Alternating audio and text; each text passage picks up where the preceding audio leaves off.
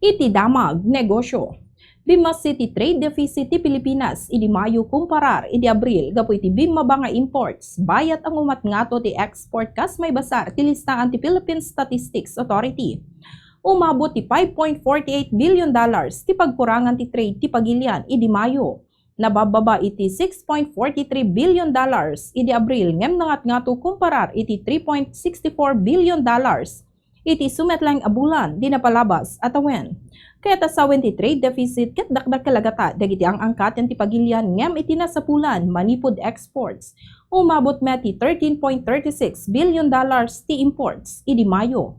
Ti sukat ti piso kadagiti foreign currencies may basar ti closing transactions ti Bangko Sentral ng Pilipinas ken Bankers Association of the Philippines itang amalem.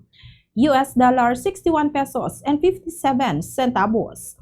Singapore dollar 47 pesos and 57 centavos. Hong Kong dollar 7 pesos and 85 centavos. Euro 70 pesos and 12 centavos. Ken Saudi Arabian Rial 16 pesos and 41 centavos. Daytay ti damag negosyo para iti Bombo News and Views. Daytay ni Bombo Junari Sabal Alcartado, and this is Bombo Radio Philippines, the #1 and most trusted source of news and information.